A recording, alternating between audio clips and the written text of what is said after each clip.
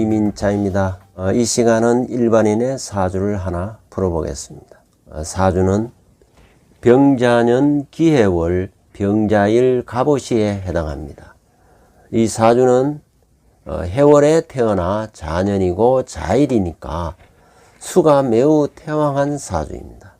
사주에 수가 태왕하면은 수 반대편에 있는 화오행을 찾게 됩니다. 그래서 사주에는 병화도 있고 오화도 있습니다. 다만 좌우충이 되니 다소 뿌리가 불안해 보이기도 합니다. 그러나 좌우충은 다른 충과 달리 지장간을 잘 헤아려 보아야 하는 것입니다. 왜냐하면은 수를 극하는 자중에 임수와 개수가 있지만 개수는 해중의 무토위에서 암합, 무게합으로 개수가 작동하지 못하는 것입니다. 또한 임수 또한 오중에 정화와 암합을 해서 또 역시 수국화를 하지 못하는 것입니다. 결과적으로 오중의 병화와 기토가 온전하기 때문에 병화는 오중 병화에 뿌리를 내릴 수 있는 것입니다. 따라서 이 사주의 용신은 화가 용신이 되고 화 따라서 토도 같이 겸용신이 되는 것입니다. 화가 용신이면은 화를 생해주는 목은 희신에 해당되고 또 이 토를 보호하는 금은 이 사주의 한신이 됩니다.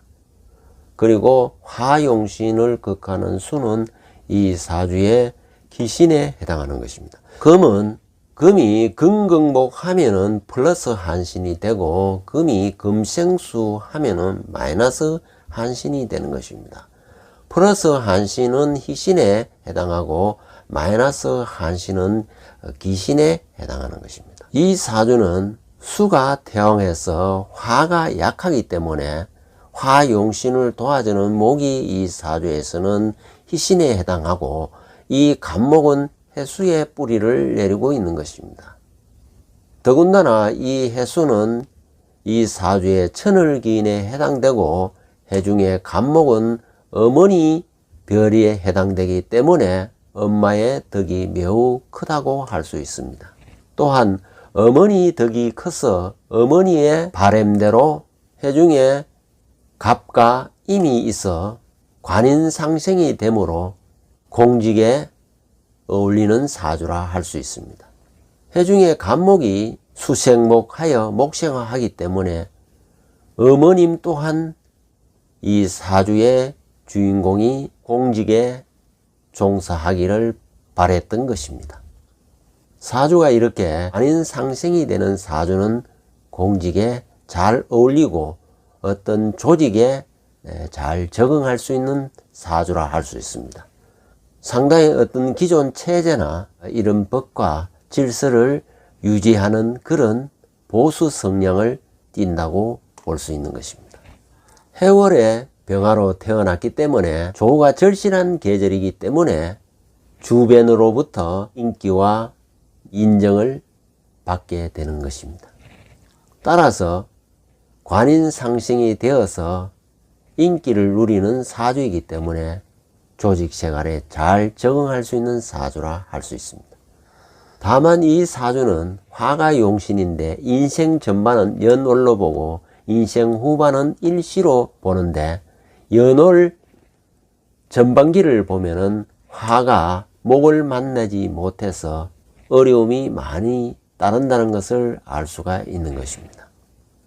그러나 화가 뿌리를 내리는 인생 후반기는 뿌리 내릴 뿐만 아니라 목생화까지 되어주기 때문에 인생 후반부는 아주 탄탄대로를 걷게 되는 사주라 할 수 있습니다. 사주에 이렇게 관살이 태왕해서 기신으로 작용하면 수국화하기 때문에 인생에 많은 스트레스와 누눅이 드는 경우가 있습니다. 특히 금생수 하게 되면 재생살을 함으로 해서 관살은 병으로 독으로 마로 작용하는 것입니다. 그래서 어렸을 적에 부친이 살아 계실 때는 부친은 경금에 해당됩니다.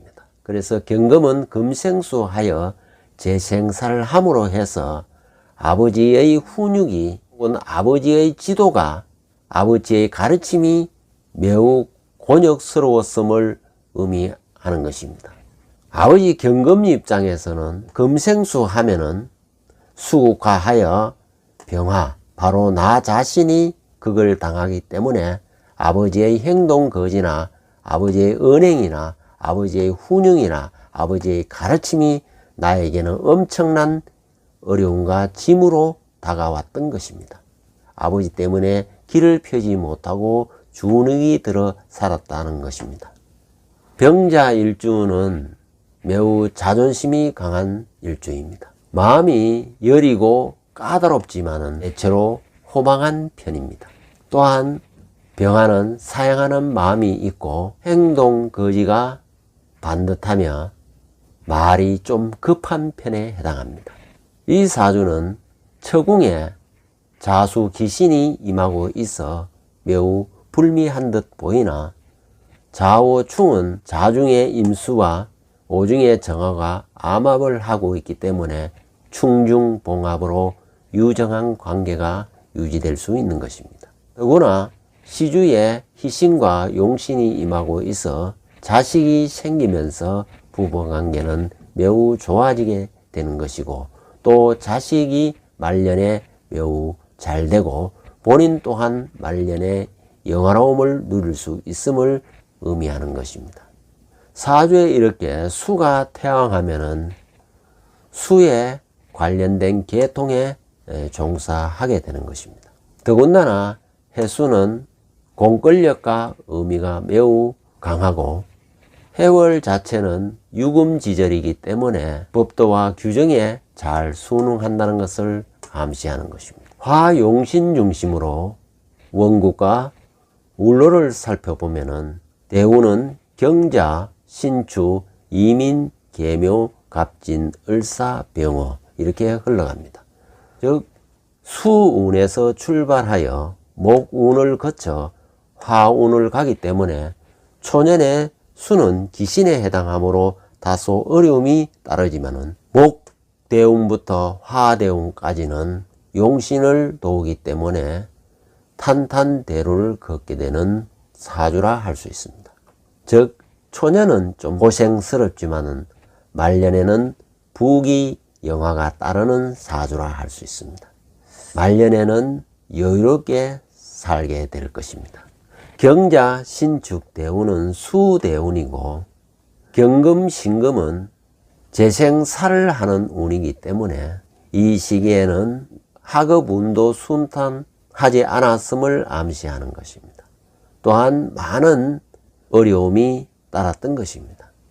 즉 병칠에 하깃이 있고 특히 이 시기에 부친의 질책과 훈역이 심하였다고 보여지는 것입니다. 22세부터 목운으로 임하게 되는 것입니다. 목대운이 들어오면 재생살을 하여 주던 금은 절퇴지에 임하게 됨으로 해서 금과의 인연이 끝나게 되는 것입니다. 그래서 이민대운에 부친과 사별하게 되는 것입니다. 부친이 세상을 떠나게 되는 것입니다. 왜냐하면 경금은 인해서 절지에 해당되기 때문에 인연이 끝난다는 것을 암시하는 것입니다. 임계운은 관성이 동하기 때문에 목운을 만나 관인상생됨으로 직장 활동운이 열리게 되었던 것입니다. 인운에 임하면은 수생목하고 목생화하여 화용신을 도우기 때문에 원하는 공무원이 될 수 있었던 것입니다.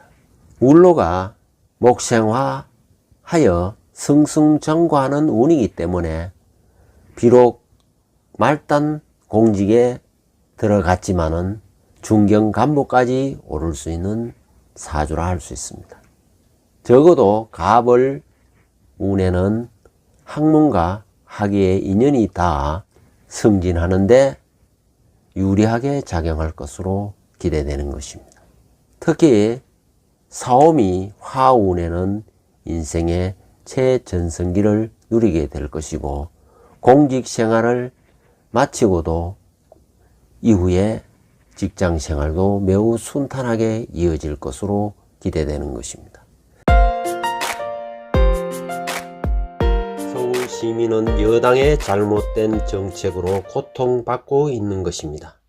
LH 사태를 보면 부동산 정책이 대실패임을 보여주는 것입니다. 서울에서 문가리 정권의 패착을 4.7 선거로 증명해 보일 것입니다. 언론은 허경영을 똑바로 보도하라는 것입니다. 언론은 허경영을 기본적으로 폄하하고 있습니다. 특히 뉴스 앵커들이 허경영에 대한 나쁜 편견에 사로잡혀 비웃음으로 보도를 하고 있습니다. 정치인뿐만 아니라 뉴스 앵커들은 반드시 정신교육대에 넣어 개조해야 할 것입니다. 뉴스 앵커들이 저지른 죄악이 얼마나 큰지를 뉘우치게 될 날이 올 것입니다. 허경영을 볼 줄 알아야 미래가 보이는 것입니다.